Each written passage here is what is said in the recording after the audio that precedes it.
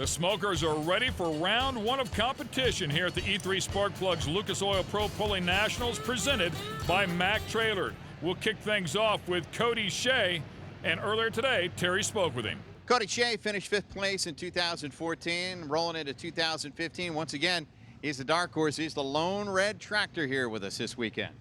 Yeah, that's right. I know there's a few others that'll be out this summer running, and a lot of farming still going on, so guess we'll have to carry the weight tonight.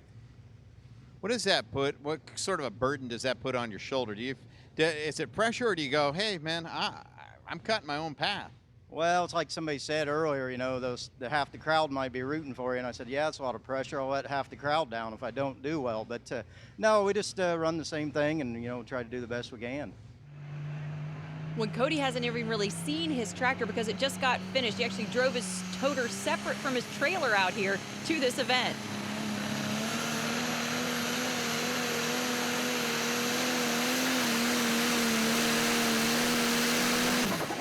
And of course, what Terry and Cody were talking about as we watched the Red Edge Pro come out here and put 288 and 27 up on the board is the battle between the Red International tractors and the Green John Deere tractors. It is a big battle out here, and the fans are definitely involved as we take a look at our pulling order. Yeah, and most of the field you'll see out here, John Deere's with some kind of reference to that Deere in the names. You know, Brad Moss, who picked up the championship last year, running in the number 5 position tonight. And then we'll round out the class with the likes of Steve Wishmeyer, another former class champ, and then Mickey Shorter, who fared very well on the season last year.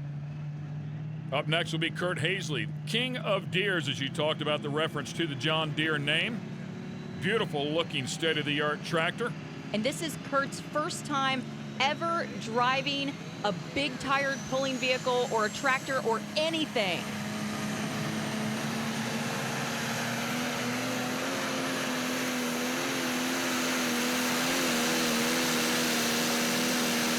And you'd never know it because he was as smooth as silk. What a nice effort. He's going to take over the lead here at 299 and 11. Now, we're early in the class, but as you look at driving ability, I mean, he really had nice control over the clutch here. You watch him spool that thing up, build boost, go to the throttle. Everything really looked nice. And of course, it's some of the same principles that he's used to in his 3.0 diesel truck and of course the super stock diesel truck that he's campaigning this year on the Champions Tour circuit. So it's all kind of diesel. It was a customer of Hazley Machine out there. They were stuck farming in the fields and they said, hey, just take it on down there and give it a whirl. All right, our next competitor will be Corey Bobb. The name of the tractor, Barely Getting By. You see these guys, they'll take their time out here and slowly build the boost until they get it where they want it, the pressure they want it. Control that clutch out.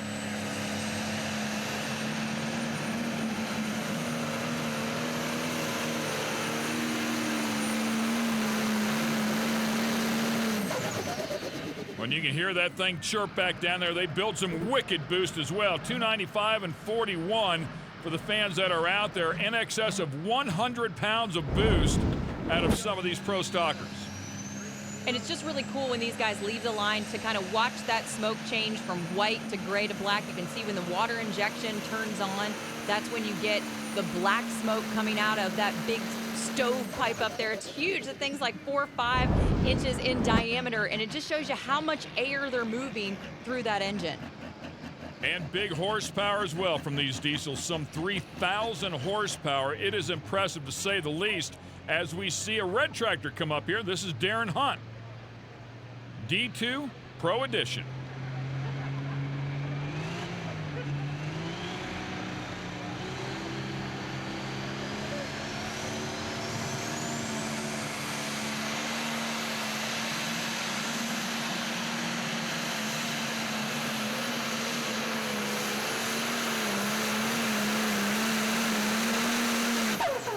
That General Tire weight box topped off, slammed that thing forward a little bit, 293 and 25, and he's going to lay up short about 7 feet or so.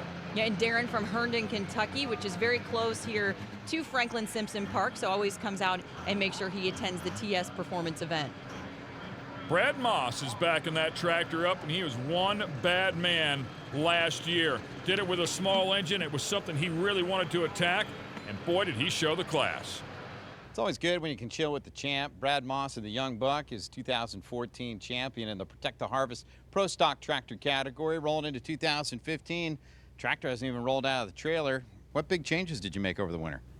Oh, we did some drastic changing. We've run a small block John Deere from day one back in start of '07, and a lot of the people in the class had them, and a lot of them kind of jumped ship and went to the big block Deere just for durability. And I'm kind of scared the small block might not handle anymore, and it's kind of the writing on the wall that the big block is a lot more durable. And plus, it's a new challenge. I mean, we've had the same setup in that small block for the last 3 years, and it's working like a charm. But it's not that it's getting boring by no means, because it's always exciting to try to run with these guys. But it's it was a big decision, but we made a complete switch. I mean, pretty much from the only thing left over from the old motor is the old clutch can and the water valve for the water injection. Everything else is totally different.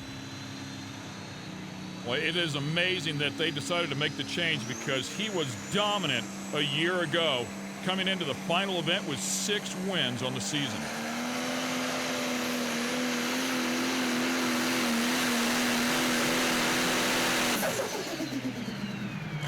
And he'll go out here and lay up a good bit short, 288 and 20, and he might be wishing he had that small block back in there just about now. Well, and this is just starting over for Brad Moss. He doesn't have any data on this engine. Sure, you can make some passes on the dyno, but that's not going to tell you how it's going to react once it gets out here to the track. And so it'll take him a few events to get it dialed in and figure out exactly where he needs to be. But, let's face facts here. Brad Moss is a really good driver. He had a lot of success with his Pro Stock, drove a 2-wheel drive truck for longs, and then came back to the Pro Stock with success. So he'll figure out a way to get it done. Well, not only that, he really loves developing a tractor. I think he loves that almost as much as he does driving it, of course, and winning championships. But this is a big part of it for him, and it keeps him hungry. All right, next up, certainly one of the names that is synonymous with the category. Typically, it would be Don behind the wheel, but this is Kevin Masterson.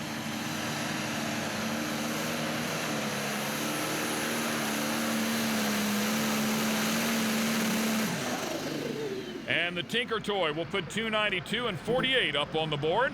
And it really seems like these guys are searching for a good piece of real estate. No one able to really get out there and match the pass made by Kurt Hazley in King of Deers. And here taking a great look at that leading pass so far. It'll be interesting with all the big guns left in the field. Can they catch the new driver in the class? This is the E3 Spark Plugs Lucas Oil Pro Pulley Nationals presented by Mack Trailer. The first hook of the 2015 season for the Pro Stock category, Dennis Borison. Coming up next, Green Line Express.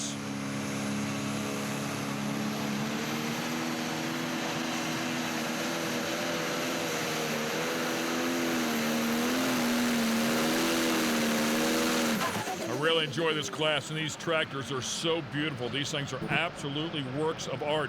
297 and 47, that's a really good effort. We'll bump him up into second place. You can see we're really getting some good air here. His face mask was fogged out there, so it's cooling down. Some nice moisture building up in the track, and he found a really good sweet spot out there. Got a great tune-up on this Green Line Express. Of course, Brad Moss doing some engineering for him to kind of fine-tune this machine as well. And when he shows up to pull, he can put in some good efforts out here on the track, just lacking a little consistency from the 2014 season. Mike Linder coming up next. The name of the tractor is the Linder Brothers. Kind of an old school John Deere, if you will. Unfortunately, had a bit of a tough 2014 season, missing a couple of hooks along the way, and finished a little deeper in the points.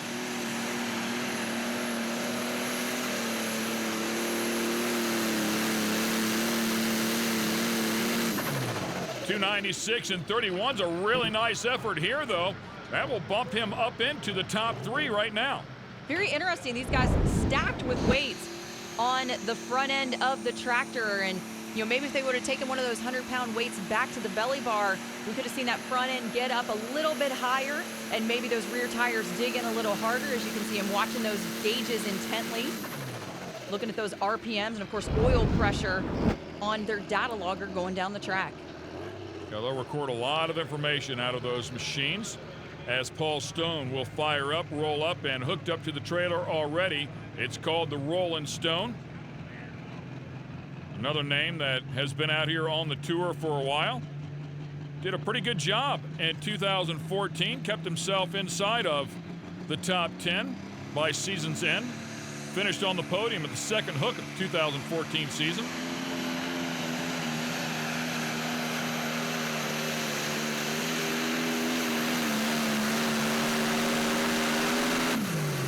When he just did not have the ground speed, it was almost like he didn't choose the proper gear there, but it could be any number of things. I mean, it literally is a game of inches here, but unfortunately, he's going to miss it here tonight at 290 and 58.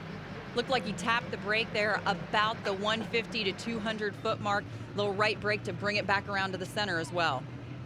Nathan Babler coming up next with the Haymaker. Talk about great looking tractors. This one coming down out of Illinois, and he finished just ahead of Paul Stone and the Rollin' Stone in the points in 2014 in the 7th position, but he did pick up a win along the way.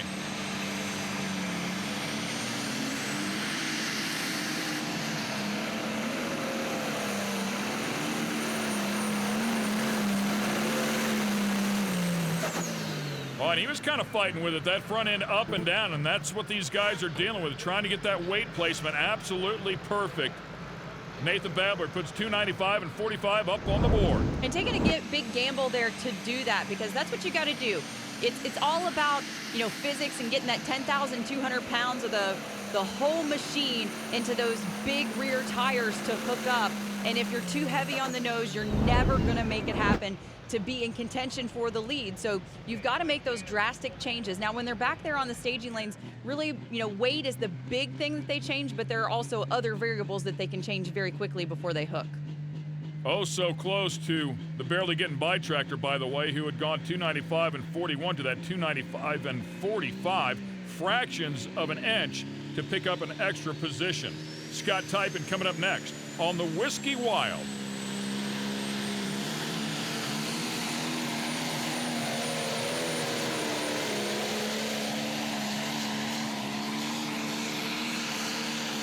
You've got to get out past 295 if you're going to bang with the leaders here tonight, and he did not do so. 292 and 97. Great pulling action here in the Pro Stock category. They're all chasing the rookie in the class, and we have just a couple of tractors left. Just a couple of tractors left inside of the Pro Stock category here at the E3 Spark Plugs Lucas Oil Pro Pulling Nationals, presented by Mack Trailer. This is Ross Borison. We saw his brother Dennis just a couple of tractors ago.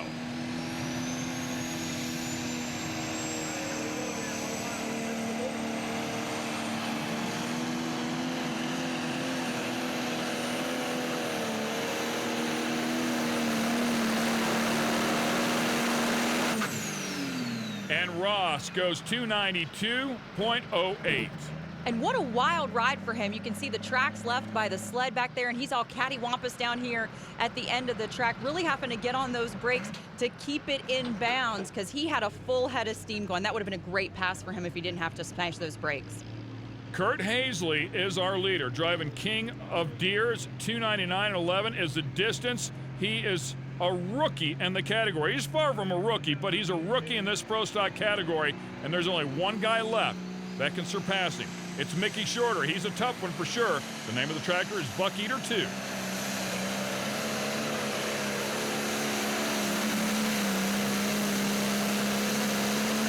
Oh, man, and he was tugging right down there close to him. He'll pick up second place at 297 and 97.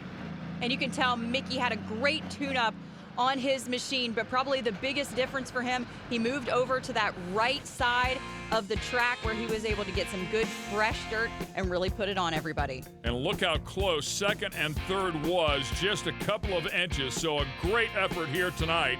But all said and done, it's going to be Kurt Hazley who does a great job and grabs a win in his first hook in Pro Stock. Terry Boyd's with him. So here's a big story of the weekend. Kurt Hazley rolls into Franklin, Kentucky. Normally, super stock diesel truck driver. All of a sudden, he gets a chance to jump into a pro stock tractor, a borrowed tractor at that.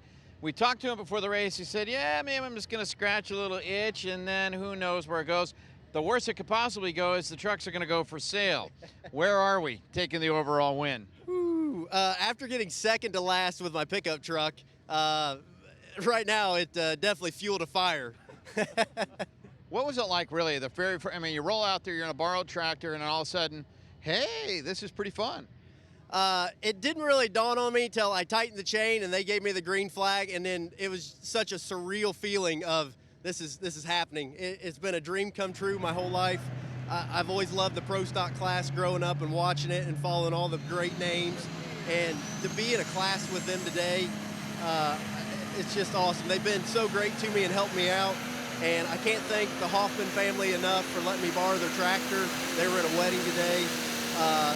Fuel and Air from Columbus Diesel was fantastic today. Phil Shaw from Riverside Engine and his crew built a great piece, and we were fortunate enough that Corey and his family let us tune it on our dyno and then let me bring it down here, and guys from E&M helping me out, and just protect the harvest and all the Lucas clan here. This is just, it's a dream come true. Well, that advice won't last for long after the way he drove the tractor tonight, but the season, it's really in its infancy here with the points battle, and it'll get hot and heavy down the stretch in about August, but for right now, still too early to identify a clear leader. Mickey Shorter, though, pulling great tonight and ending up on the podium in second. Well, sometimes it doesn't matter how pretty everything goes in the staging lanes, in the run. It just matters where you finish. And Mickey, you finished second. But what exactly happened before you got to the starting line? We were told a cable came loose. There was no oxygen coming through. What happened? Well, I pulled the kill to start it, and I pulled it out in my lap. Then we got to looking, and the guillotine was shut off, so we had to do a little quick work. But everything was fine and warm up earlier today. I don't know what happened, but probably ignorance of me. Well, bottom line, it doesn't matter. You're on the podium. It don't matter. We're here. Go celebrate. Thank you. We need to congratulate the people behind me here, because that's what got me here. Forrest, of course, Columbus Diesel, Riverside, her pushing me, and who else? Lucas Oil, Pro-Pulling League. So You can just keep thanking whoever you want. It's awesome. yeah, thank you. Everybody with Pro Pulling, yeah. Yes, that'll work. Crash doing a good job of trying to help him thank a few people, including that multi-time champ standing back behind him, Mr. Steve Boyd. Hope you enjoyed all the great pulling action. Great to see the Pro Stockers around here and the hunt once again in that run for the championship. For Crash Gladys, Terry Boyd, and my colleague Leslie Mears, I'm Ken Stout. Thanks for watching the Lucas Oil Pro Pulling League.